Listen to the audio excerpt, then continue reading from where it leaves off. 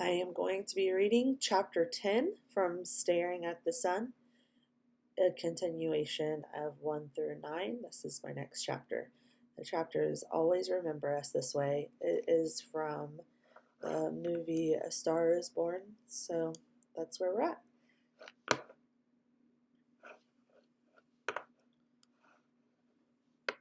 Chapter 10 Always Remember Us This Way. Most days, I feel like I'm standing on a stage putting on a show. As young as I can remember, I have been dancing, singing, and playing a part. When I was a young girl, I was involved in a church skit group. Then it evolved into a traveling ministry. We would go to different churches and sing songs, do live action skits about consequences of your actions. I continued my love of the performing arts in school. I was on stage, behind the stage, doing the makeup, or in the lighting booth. I felt comfortable with learning to be someone I was not. When you're on stage, you know that a lot of people are staring at you with hot lights shining on your face. You cannot see them. Do not let your nerve break your character. No redos in a live performance. The heat of the lights and my anxiety melting on my stage makeup. Butterflies turning in my stomach, hoping that I land this next line. Do not trip. Shoulders back, chin up, and eye to the sky. These are the laws of theater. I thrive on a stage when I am being watched. My old friend was my lighting director. It gave me great thrill knowing not reading well today. It gave me great thrill to know that he was all alone while I put on a show for him. Then when the theater was empty, just me on the stage and him in the booth above, talking with Morse code to make me scared. Turn on a light, turn on a light, turn on a song, get me swaying, setting the perfect scene for something he can use. I shapeshift into the person you want me to be. I got to try on personalities like picking out clothes, reading each line with a new tone of voice, and finding myself in the parts I played. I never gave it a second thought, and all I wanted was to be happy. I was making people laugh with my words. I was writing skits, plays, and speeches. My leadership was natural, and you could tell I had a vision for my life. The best part of it was me. People liked me as I was for the first time. My happiness was pulling new people into my life like a magnet. This was giving me hope for life beyond being a kid. Learning to love myself after all the boys picked on me. Found myself beaming from the inside. My bright beacon was attracting wolves. The internet was a new world, and we would share images of our youthful face for the world to see.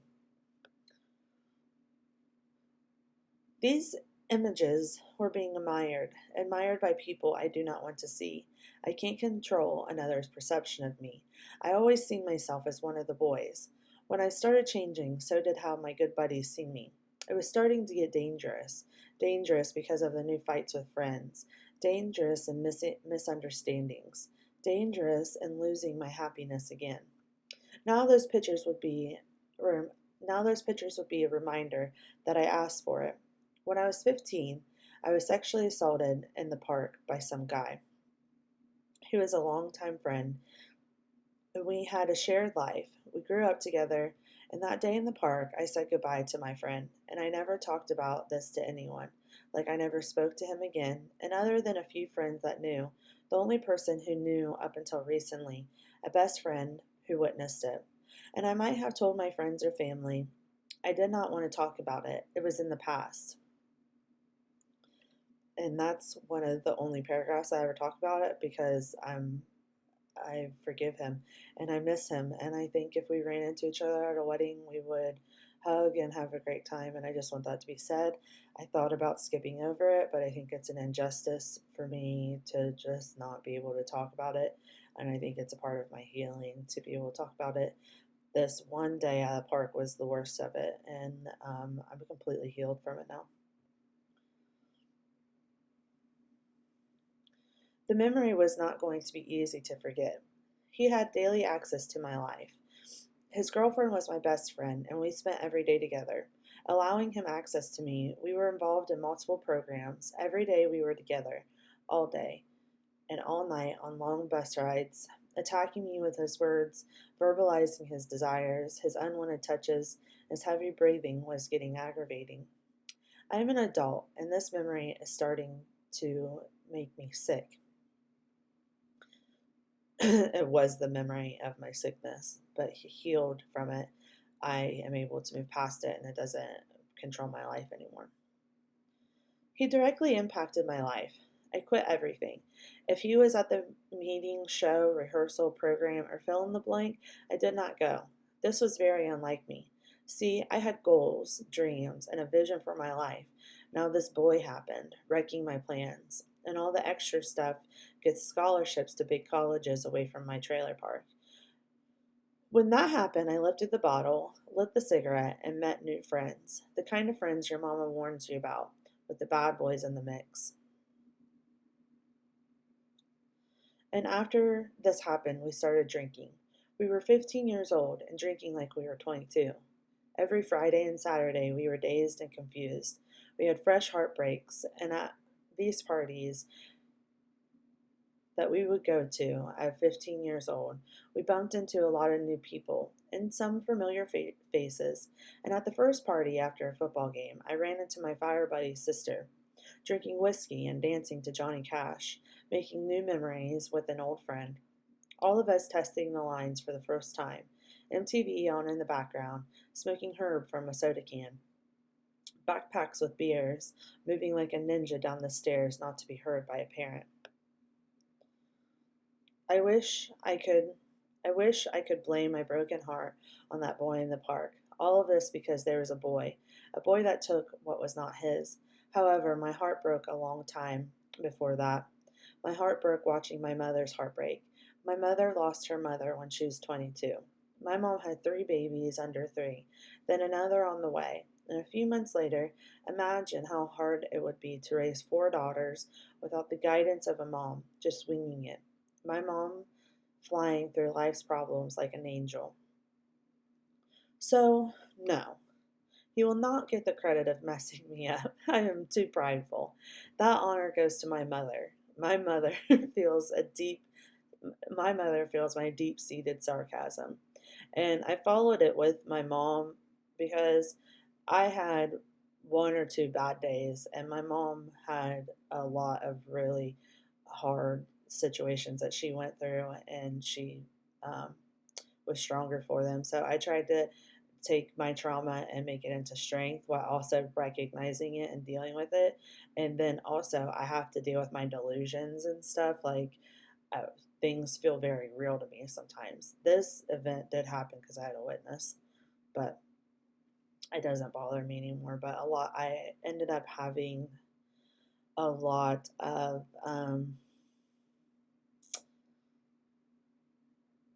having to go through and make sure there wasn't more of it, and because of my disease creates delusion, so I'm very careful about what is real and isn't real because these are real people and I don't want to put that because my delusions feel real. I'm paranoid schizophrenic.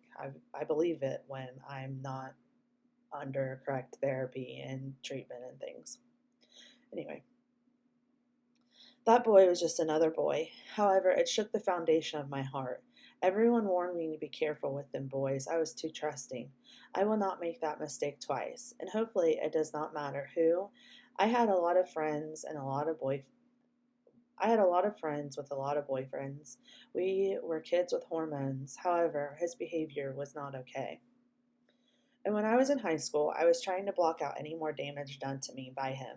He was only a memory now, but he was still in this town. We could continue to bump into each other, and we had to maintain niceties. I will smile and be nice, but just remember, this is my life, and I will not give him any more control over my life. We have the same friends, and I do not want to make a scene. I was not even sure what happened. Things were weird in the early 2000s. We were all little lost boys and girls. I was a poor girl from a trailer park. and he came for more money than me. I did not want to deal with it. What was the point in looking back? We are adults now. Hurt people hurt people. We were simply confused kids. His demons are his. He caused some of mine. His grabs between my legs, his pulls on my hair, his aggressive words, his demands on me and my friend. When he crossed the line in the park, we walked alone to the grass, started his playful grabby banter, then pushed me to the ground, tore off my shirt, and he held me down to try to do his desire on me. Those desires only he knows. I fought him off before anything worse could happen. The damage was already done. He stole my soul, lost my innocent perception of the world.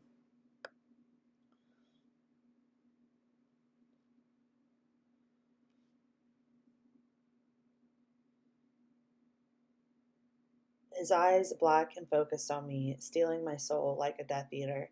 I stayed focused on my escape, screaming, kicking, punching, and scratching him to get off of me. Being in the park might have saved me from something worse happening. All those images on the internet had him hungry for something more from me. My potential my potential bad day was my ride. He had to drive me to my aunt's house where laid others, dropping me off to deal with my life. My grandmother was dying from brain cancer in 2005. I got to my aunt's house, took a shower, made a sandwich, walked to my cousin's bedroom. My cousin is my safe place. We ran in the same group of friends, and he protected me. When something like this happened, he could tell. Bring me nuggets and buy me a pack of cigarettes. Nothing was really going to make me feel better. I would find shelter in his room with his snake, help feed the snake the rats, waiting for my old friend or my fire buddy to log on to the internet. I need someone, anyone that is not going to hurt me. Buddy, I had a real bad day. Leaving a message for him. When he was done working on a summer project with his brother, I'd just sit and wait until he gets on. He was the only one I was going to cry about this, crying to help make me feel better, tell him what happened, and hoping that his love could heal me, wanting his words to fix my wanting his words to fix myself. I went to sleep for days, trying to sleep the pain away. My favorite coping mechanism, sleep. Will sleep rid me of this memory or the smell of him? Will sleep make his heavy breathing leave my soul? His throbbing hope to be inside of my mind reliving the memories, slowly chipping at me. Is that what love is? He loved my friend. The way he loved was not love. That is not how you treat someone you love. She deserved more than that, and this event led us to throwing my skin around like it was free. I started feeling unlovable. There were two boys that always made me feel that all there were two boys that never made me feel unlovable during that time in my life. My fire buddy and my old friend, and in some ways their memory in my mind are linked together. And if I was on the internet, my old friend and my fire buddy were the first to respond. He was the only boy I trusted with my feelings, the only guy that I would tell about big stuff like this. He comforted me and assured me that I was still beautiful, and he made me feel seen and heard by my fire buddy. My fire buddy had a way with words, always getting me twisted in my mind and making me forget about all those other boys. He would pour his heart and out onto the keyboard, and he did this with a lot of sad, bored, and lonely girls. When he talks to you, you feel like you're the only girl. My innocence was gone, and I was starting to feel like no boy would ever love me. I was, I was soiled gardens. My home life was filled with substance abuse disease that hit my entire family hard, that was caused from years of struggling. We're gonna stop right here so that way the video is not too long.